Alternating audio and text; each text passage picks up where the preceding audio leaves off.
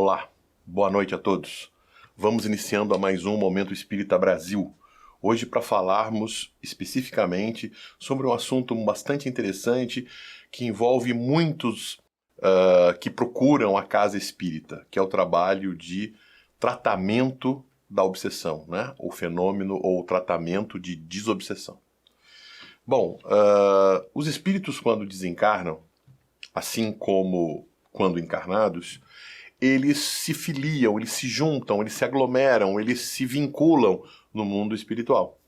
Então, da mesma forma que quando estamos encarnados, nós não vivemos isolados, nós não vivemos sozinhos, nós nos vinculamos a determinados grupos por interesses, por simpatias, por identificação de objetivos. Da mesma maneira, os espíritos, quando desencarnam, quando acordam do processo de desencarne no mundo espiritual, eles se vinculam, eles se ajuntam, eles se aglomeram.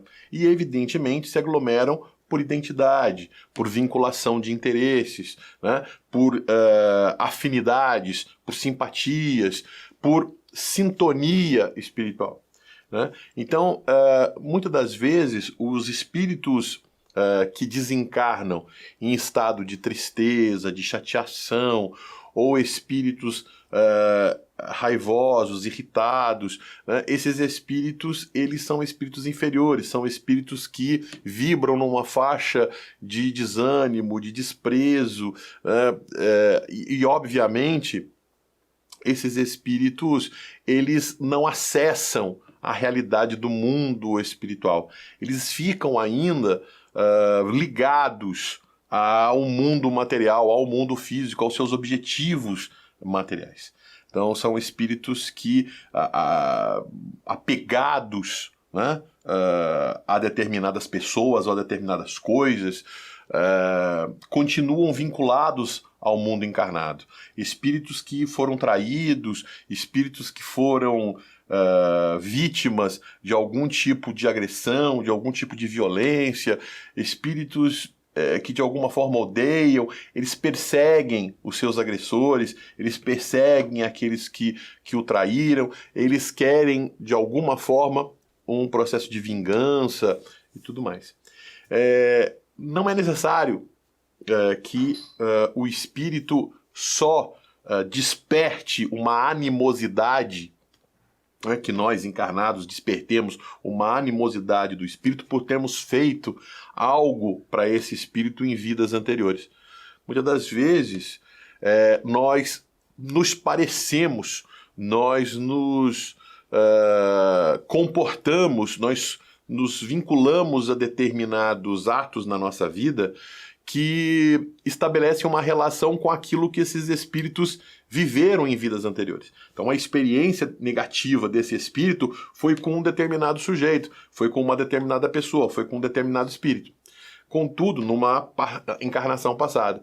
Contudo, muitos dos nossos comportamentos hoje se assemelham, né? Guardam uma relação de ação, de atitude com esse espírito que o obsessor, que o espírito desejoso de vingança não gosta, detesta e quer se vingar. Então nós passamos a nos identificar, apesar de não termos não sermos aquele espírito que fez necessariamente o mal para um determinado espírito vingativo, nós representamos, nós somos parecidos, né? Nós cometemos algumas atitudes parecidas com aquele espírito que o espírito vingador odeia, detesta, e ele passa então a ter por nós uma certa antipatia, né?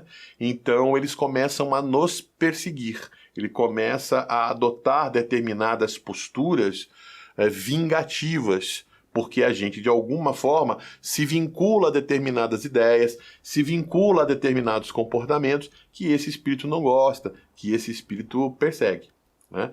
Então, muitas das vezes, o processo, e à medida que ele persegue, ele começa então a estabelecer um processo chamado processo obsessivo, ou os mecanismos de obsessão. Kardec define a obsessão como uma ação persistente de um espírito mal sobre outro. Então, toda vez, né, que um espírito mal, de maneira persistente, ele age sobre o outro, né, impondo o seu pensamento, impondo a sua vontade, determinando que esse espírito sofra consequências dessa ação mental de perturbação espiritual, podemos chamá-lo então de obsessivo, né? O processo de obsessão. Muito bem, basicamente o processo obsessivo ele está intimamente relacionado com dois processos importantes que precisam ser caracterizados. O primeiro processo é a ação de um espírito mal, né, sobre um determinado espírito. É a partir daí, né, que a gente então define a obsessão e entende como é que o processo de obsessão se estabelece. A ação persistente de um mau espírito. Então, esse espírito, ele age insistentemente, persistentemente, de que maneira? Pela ação do seu pensamento. Então, o espírito, ele impõe o seu pensamento, ele determina uma ação perturbativa, uma ação que incomoda o espírito perturbado, o espírito obsidiado, normalmente o encarnado obsidiado. Apesar que a obsessão ela pode se dar de vários processos, né? É sempre a ação de um espírito sobre o outro. Então ela pode acontecer entre espírito, né? A obsessão pode vir de um espírito desencarnado sobre o encarnado, que é normalmente o que a gente discute com muita frequência, né? Mas pode existir também de encarnados sobre encarnados, de encarnados sobre desencarnados e de desencarnados para desencarnados também. Então, a ação persistente de um mau espírito pela ação do seu pensamento. O pensamento é a manifestação da vontade do espírito, né? O espírito, ele tem a potência do pensamento faz com que ele pense várias coisas, né? O nosso pensamento é criativo, o nosso pensamento é a potencialidade criativa, que cria, que inova, que busca coisas diferentes, que combina, que relembra, que, enfim, né? Que de 7 notas musicais cria uma infinidade de gêneros musicais, e para cada gênero musical você tem aí uma infinidade de músicas, toda sob a capacidade criativa do pensamento humano. Contudo, o pensamento ele expressa uma determinada vontade. Então, um pensamento ele só consegue ser realizador quando ele é focado, né? Porque se eu tenho uma tarefa, se eu tenho uma função, se eu tenho uma atividade para fazer, e se meu pensamento está ali concentrado para fazer, mas logo em seguida um outro pensamento toma conta do meu ser, das minhas... do meu tempo, do meu interesse, aquele pensamento criador, aquele pensamento criativo, aquele pensamento que estava sendo estabelecido e que determinava as minhas ações, ele se paralisa e o meu ser e as minhas atitudes ficam focadas num outro pensamento agora, né? Então, se o meu pensamento ele ficar mudando, ele ficar se alterando, ele não tiver foco, ele não tiver objetivação, então é muito comum, é muito razoável que eu não consiga realizar absolutamente nada. Então, os processos obsessivos, eles atacam exatamente aí, né? Eles impõem um determinado pensamento, eles impõem determinadas lembranças, eles impõem determinados processos que prendem o seu pensamento a uma determinada bolha de pensamentos, e isso faz com que você, então, tenha incapacidade de focar a sua ação mental em algo produtivo, em algo que, de fato, possa ser construtivo, possa ser proativo, e ele paralisa o espírito, ele paralisa a vontade do espírito, né? O espírito obsedado, ele passa então a perder a sua vontade, e a sua vontade então passa a ser expressa pela vontade do espírito obsessor. E existem várias estratégias para que o espírito obsessor ele faça esse processo. A primeira estratégia que os espíritos fazem é a estratégia do incômodo. Então eu vou incomodar o indivíduo, eu vou ficar insistindo. Antigamente, quando a gente era pequeno, tinha uma propaganda na televisão, próximo do Natal, ou Dia das Crianças, uma data comemorativa em que se dá presentes, em que a propaganda dizia campanha Não Esqueça da Minha Calói, né? Então incentivava as crianças a ficar escrevendo bilhetinhos e ficar insistentemente lembrando o pai, lembrando a mãe, para que comprasse naquela data em específico um presente que fosse uma bicicleta da marca, né, que eles queriam vender. Então, então eram vários bilhetinhos, né, para que de fato o pai não mudasse o seu pensamento, ele ficasse fixo naquele pensamento até que pudesse, e só seria liberto dessa ação quando ele comprasse a bicicleta. Então isso, o espírito muitas das vezes ele adota uma postura insistente, que incomoda, que constrange, né?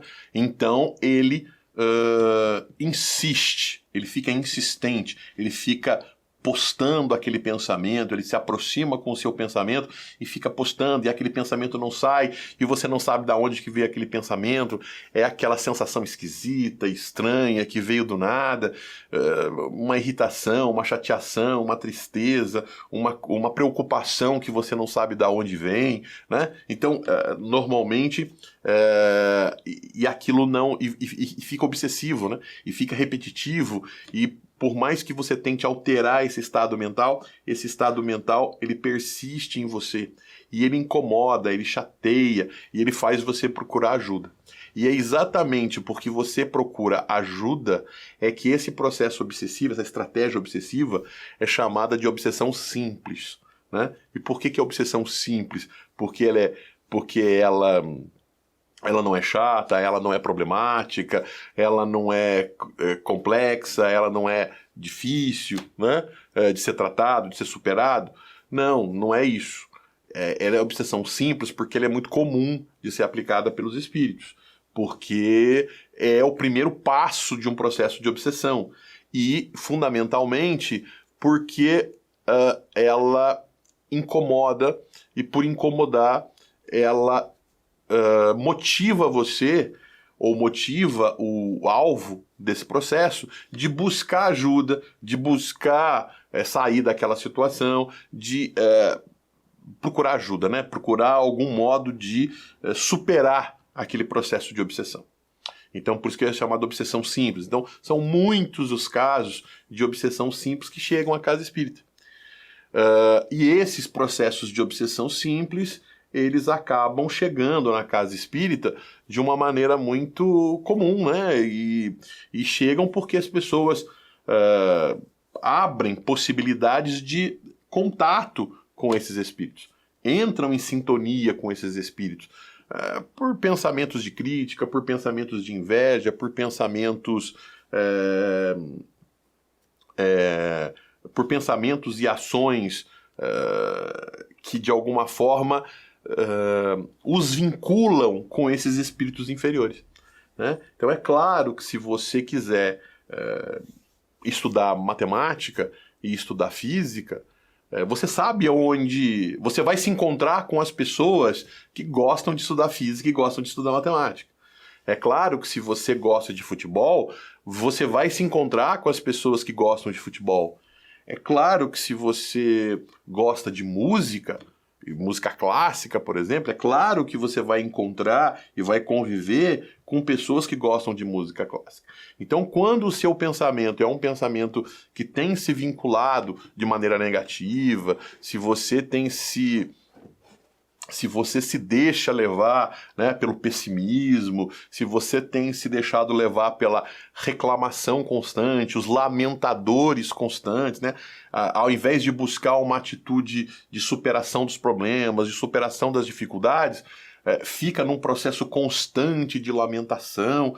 Então, normalmente, a gente atrai essas pessoas e esses espíritos parecidos conosco. sejam eles encarnados ou sejam eles desencarnados. Esses espíritos lamentadores, esses espíritos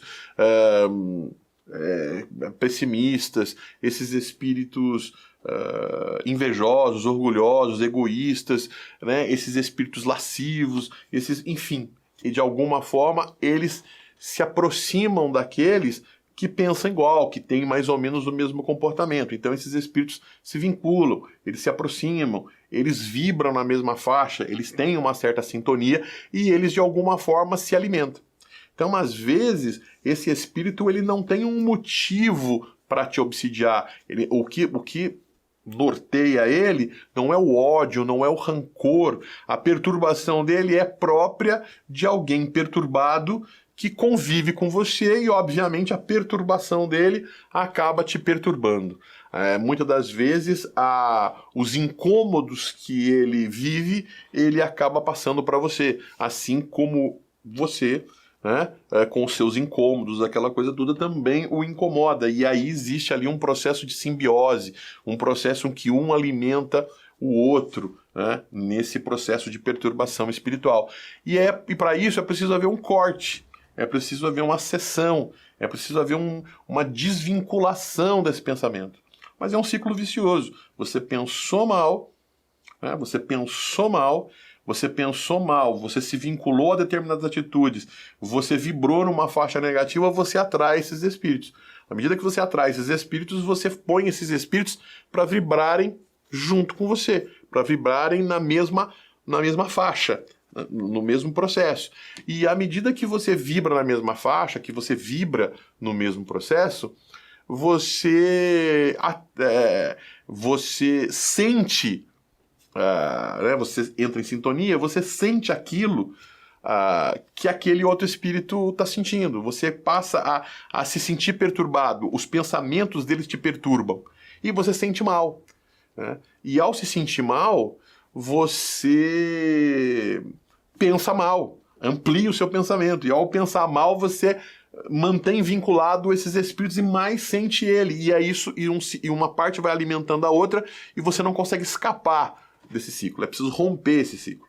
Então, quando você chega à casa espírita e é identificado um obsessivo de perturbação, você é levado a determinados tratamentos. Então tem o tratamento do passe, que é o tratamento da imposição das mãos, né? O passe, existe uma transferência de energia, né, que ajuda você a desvincular o seu pensamento e você se vincula a pensamentos superiores. Existe o tratamento da meditação. Então existem as sessões, né, eu não consigo meditar, eu não sei meditar, eu não sei ter aquele momento do meu dia em que eu foco o meu pensamento num ponto e me desvinculo de outros pensamentos, fico livre dos pensamentos de preocupação, dos pensamentos negativos, dos pensamentos de lamúria, dos pensamentos que me trazem, né, ansiedade, porque eu fico com o pensamento lá no futuro, ou que me trazem uma melancolia, porque meu pensamento fica ligado ao passado, às coisas que já aconteceram, e eu não consigo esquecer as mágoas, eu não consigo esquecer as ofensas, e aí então eu fico relembrando aquilo e fazendo aqueles males persistirem no meu ser. Então a casa espírita oferece então o passe, né, como uma transferência de energias psicofísicas, né, na medida, na dimensão de te auxiliar a mudar o seu estado de pensamento, a te dar uma energia para que você então some a sua vontade à de outro espírito e consiga mudar o seu pensamento, se vincule a pensamentos otimistas, se vincule a pensamentos de possibilidades de superação das dificuldades, dos problemas, façam com que você crie determinados propósitos. Junto com o passe vem a palestra, né, vem o diálogo fraterno, vem aquela conversa que te ajuda então a pensar em coisas boas, a ver o lado positivo da vida, a adotar uma postura mais otimista ou pelo menos realista, superando as dimensões pessimistas, e você então vai se libertando daquele processo contaminativo da ação sugestiva desses espíritos negativos que acabam te envolvendo e trazendo repercussões negativas sobre você, né? Então, você tem esse tratamento. Você tem a questão, como eu falei, da meditação, né? Que é um exercício, né? Que você pode exercer, que é o foco, em que você à medida que você se exercita nesse processo, né? Que você consegue então desligar o seu pensamento de uma perturbação, de uma chateação ou de qualquer coisa que te envolve, para prestar atenção num ponto, para ficar naquele ponto, para mudar o seu pensamento a hora que você desejar, para você ter domínio sobre essa mudança de pensamento, sobre tirar o seu pensamento de coisas que te perturbam para coisas que te agradam, que te trazem equilíbrio. A meditação é um exercício que te capacita a ter controle sobre a mente, sobre a sua própria mente. E à medida que você tem esse controle sobre a sua própria mente, né, que você é capacitado para esse tipo de coisa, então você enfrenta essas dificuldades de interferência, de sintonia com os maus espíritos, de uma forma mais simples, de uma forma muito mais capaz mesmo, né? De uma forma muito mais eficiente, vamos dizer assim. Então, esses seriam os trabalhos relativos à cura ou à superação da obsessão simples. Lembrando que esses tratamentos são tratamentos de desenvolvimento do potencial do pensamento, para que você tenha controle sobre isso. Então é um exercício, é uma prática, é como caminhar, é como fazer atividade física, né? Como, enfim, ele é um exercício. A partir do momento em que você abandona esse exercício, a partir do momento em que você que você larga a mão dessa objetivação, você vai perdendo essa capacidade, né? Assim como se você caminha sempre, se você corre, você adquire um condicionamento físico, né? Então você se cansa menos para a mesma atividade, porque o seu organismo vai se acostumando a determinados esforços. Todo dia você faz um certo esforço, e à medida que o tempo vai passando, você vai aumentando vagarosamente a carga de esforços. Então o seu corpo vai se acostumando com cargas cada vez maiores de esforços e, portanto, quando você faz uma atividade mais comum, ele não se cansa com a mesma facilidade. Por quê? Porque ele está acostumado com aquela carga. Ele só vai ficar mais cansado se você aplicar uma carga muito maior. Então ele vai se acostumando, né? Então uma pessoa que não tem condicionamento físico faz qualquer atividade, batimento cardíaco, né? Frequência cardíaca sobe com a facilidade. O indivíduo que vai fazendo atividade física, caminhada, corre, vai musculação, vai fazendo condicionamento físico, quando ele faz um determinado esforço do dia a dia, o coração, né, a frequência cardíaca está acostumada, né, espera muito mais esforço para realmente aumentar a sua frequência. Então, ou seja, você se acostuma com aquilo, mas deixa de fazer o exercício, deixa de praticar, todo o processo de descondicionamento acontece, o corpo se desacostuma de novo e todos os problemas voltam, né? Então, esses exercícios que a Casa Espírita oferece, esse equilíbrio, as palestras, a ideia de você mudar o seu pensamento, né? Todos os dias nós somos bombardeados por pensamentos negativos, por pensamentos inferiores, né? Por pensamentos, por más notícias, né? Os jornais estampando, a gente às vezes abre nas redes sociais e a gente tem lá sempre uma crítica, um comentário, uma fala. Então, o tempo todo existe a possibilidade, portanto, de você ter esses pensamentos negativos e tal, e ter o pessimismo, e ter o desânimo, se irritar, enfim, essas coisas podem acontecer. Então, você ir para a casa espírita, ouvir uma palestra, tratar sobre assuntos de esperança, né? O evangelho é considerado a boa nova, a boa notícia, né? Que traz esperança aos corações das pessoas, né? Que Jesus trouxe. Então, quando você trata sobre essas coisas, você muda o seu astral. E a mudança do seu astral acaba te protegendo dessas ações obsessivas simples, contaminativas do dia a dia. Existe uma outra estratégia de obsessão, que é a estratégia da fascinação, que é o grau 2 de obsessão, um grau um pouco mais grave.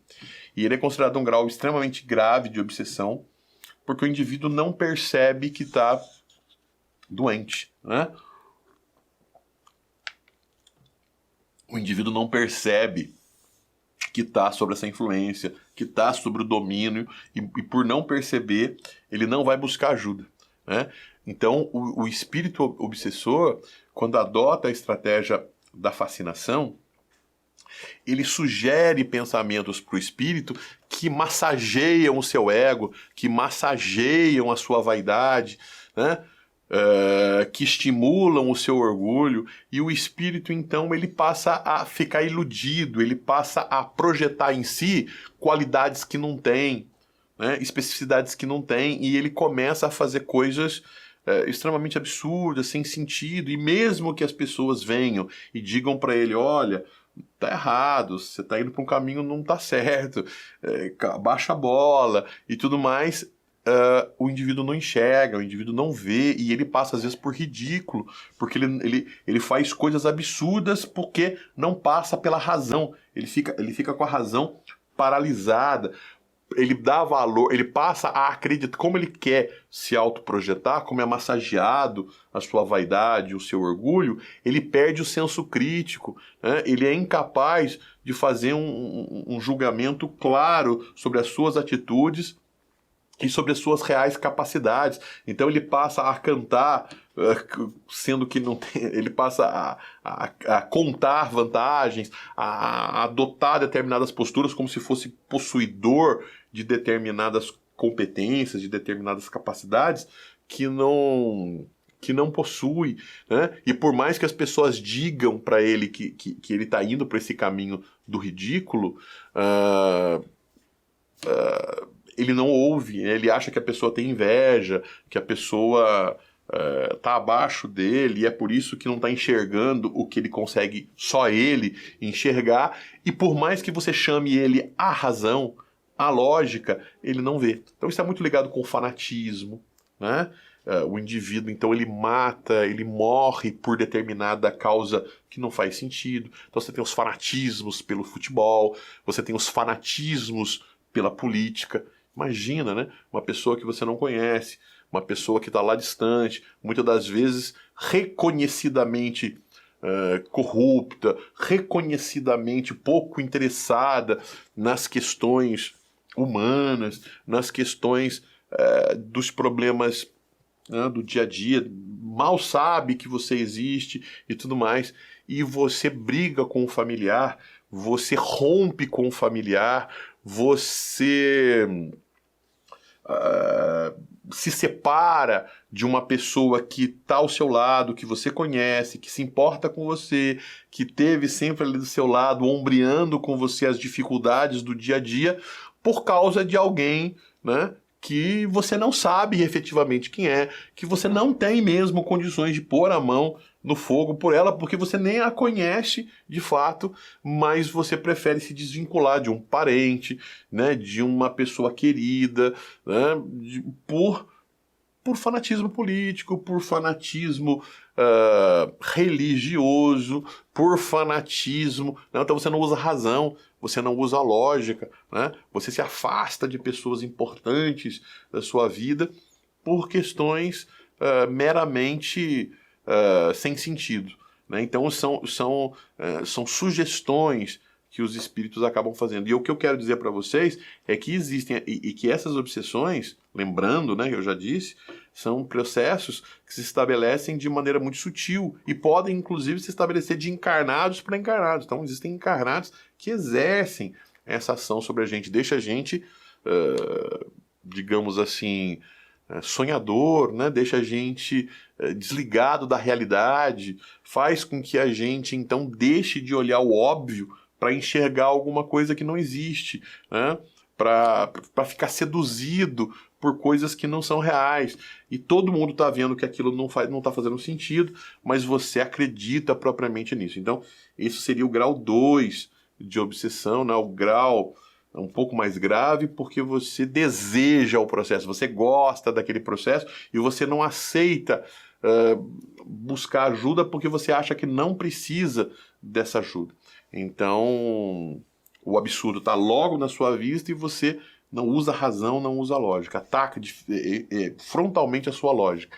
Então, esse tipo de trabalho já é um trabalho que exige tratamentos diferenciados na casa espírita. Então tem o trabalho de evocação do espírito que faz isso, o diálogo com esse espírito, a conversa com esse espírito, a conscientização desses espíritos, né, para que ele possa entender que ele também sofre quando ele faz esse tipo de ação, né? E existe então a ideia de dissuadir esse espírito de te prejudicar, de te perseguir, de te iludir, né? E aí, obviamente, existe, ao paralelo a isso, existe o trabalho de passes, existe o trabalho da palestra, da exposição, existe o trabalho da mentalização, né? da meditação, paralelo a isso, né? E um grau parecido com, né, que envolve os mesmos tipos de tratamento que a Casa Espírita oferece, é o trabalho de obsessão grau 3, né, contra o trabalho de obsessão grau 3, que é o trabalho da subjugação. Então é uma estratégia que os espíritos utilizam, né, em que ele paralisa de fato a vontade e ele atua no processo de culpa. Então ele pega um indivíduo que cometeu um erro, e ele se culpa por isso, ele sofre um remorso por causa disso, e aquele espírito fica batendo naquele ponto, e o espírito, então, por se sentir muito culpado, por ficar se remoendo daquela culpa, e o espírito não deixá-lo passar por aquilo, ele, então, ele se acha merecedor de sofrimentos, merecedor de maltratos, merecedor de coisas ruins na sua vida, e ele passa a não desejar coisas boas, e esse espírito alimenta esse desejo nesse espírito. E ele fica, então, meio que sob domínio completo desse espírito e perde o contato com as outras pessoas, não porque ele não passe mal, mas porque ele acredite que não porque ele não saiba que está passando mal, não porque ele não entenda que está incomodado, mas porque ele acha-se merecedor de estar passando por todas aquelas condições e não quer o processo de libertação. Então, o processo de desobsessão envolve também conversar com esse espírito, envolve fortalecer esse espírito, evocar esse espírito no sono, para ter uma conversa com ele, né, para falar com o psiquismo dele, para energizar esse psiquismo, para que ele comece a combater essa ação do espírito, para que ele tenha sonhos, para que ele tenha desejos, para que ele tenha vontades, para que ele perceba que se ele cometeu um erro, então é necessário que ele se perdoe, né? E é necessário que ele possa fazer diferente, ele possa fazer melhor, ele possa fazer coisas que ele tenha, digamos assim, satisfação de dizer que fez, né? A caridade cobre a multidão de pecados, cobre os erros que nós cometemos, né? Ou seja, as coisas boas que a gente faz passa então a se somar, né? Nós não somos eternamente condenados pelos erros que cometemos. À medida que oportunidades surgem, coisas boas nós possamos fazer, nós vamos então enterrando aquelas negatividades, nós vamos deixando de ser aquela pessoa inferior para nos transformarmos em espíritos melhores, e as oportunidades vão surgindo, vão aparecendo, né? Então a Casa Espírita ela tem um rol de tratamentos, né, que ela pode oferecer para as pessoas necessitadas que chegam. E a Casa Espírita não cobra, né? A Casa Espírita não dá de graça o que de graça recebeis. Então quem realiza esse trabalho são os espíritos. Então a pessoa precisa falar, a pessoa precisa dizer, a pessoa está triste, a pessoa precisa conversar, a pessoa precisa de uma orientação, de uma recomendação, ela precisa mudar o seu pensamento. Então você vai chegar na Casa Espírita, vai ter alguém que vai receber você, que vai conversar com você, né? Que vai encaminhar você para esse tratamento. E não vai ser cobrado absolutamente nada. Ah, mas tem dízimo que eu tenho que colaborar. Não, na Casa Espírita não tem isso. Você não é obrigado a pagar dízimo, você não é obrigado a colaborar com nada, né? Muito pelo contrário, ninguém vai pedir nada para você, a Casa Espírita vai oferecer a você. É claro que uma Casa Espírita para funcionar precisa de água, precisa de luz, né? E obviamente essas coisas têm custos e precisam ser pagas, mas os próprios diretores, né, as próprias pessoas que desejam e procuram, né? Então se você eu tenho uma experiência com o Diógenes de Medeiros, que é a Casa Espírita que eu frequento, se você é frequentador de lá, ou se você for até lá, você vai ver que jamais vão pedir qualquer centavo para você, né? Jamais vão pedir qualquer colaboração a você, né? É claro que se a pessoa se sentir por algum momento em condições de contribuir no sentido não só financeiro, mas quiser contribuir em termos de ser um trabalhador da casa e contribuir sendo diretor, sendo presidente, então ele pode, né, participando para poder participar de processos de votação, né, de ser membro da diretoria, de poder ser membro da diretoria, de votar nos membros da diretoria, eles precisam ser sócios, né? Porque é uma sociedade. A Casa Espírita é uma sociedade de pessoas interessadas. Então a pessoa, para ser sócio, ela paga uma mensalidade, assim mesmo essa mensalidade é uma mensalidade simbólica, é o que o indivíduo pode doar, aquela coisa toda. Mas se você é frequentador, se você é uma pessoa que não tem essa preocupação de ser sócio, não tem essa preocupação de ser um membro ativo da estrutura da Casa Espírita, ninguém, absolutamente ninguém, vai pedir qualquer centavo para você, porque a Casa Espírita busca o preceito do ensinamento do Cristo, né, que é aquele que dá de graça o que de graça recebei, né? Então, jamais numa casa espírita você será, né, cobrado, você será pedido que você colabore com alguma coisa. É claro que a casa espírita oferece livros, você pode comprar livros, existe uma orientação para que você leia, para que você estude,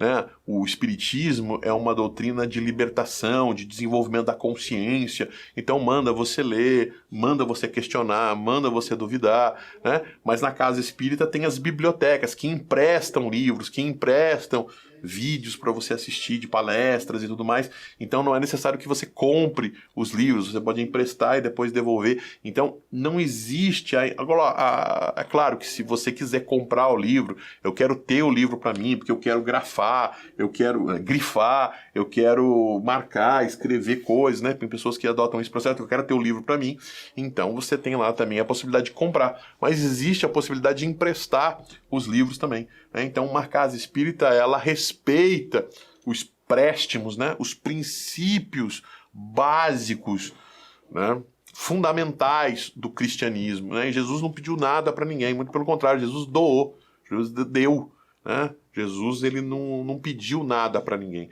Então a casa espírita também adota. Então a casa espírita que não adotar esse princípio, duvide dela, questione, né? Não é assim que funciona. Então eu posso dizer, porque faço parte da diretoria de uma casa, de um conselho deliberativo, estou nessa casa desde os meus 10 anos de idade, né? Frequento, participei de processos administrativos e eu posso garantir para você que em termos de fundamentos da doutrina espírita e em termos de conhecimento de como é que funciona uma casa espírita séria, ninguém vai pedir dinheiro para você, porque dar de graça o que de graça receber é um princípio do cristianismo que a doutrina espírita replica, fundamentalmente, porque fora da caridade não há salvação, esse é um dos princípios básicos da doutrina dos espíritos. Bem, eu espero que de alguma forma eu tenha sido útil, que vocês tenham gostado da nossa conversa de hoje e aguardo vocês para num próximo programa, numa próxima sexta-feira, nós podemos estar aqui para conversar sobre mais um assunto espírita, no Momento Espírita Brasil. Boa noite e até lá.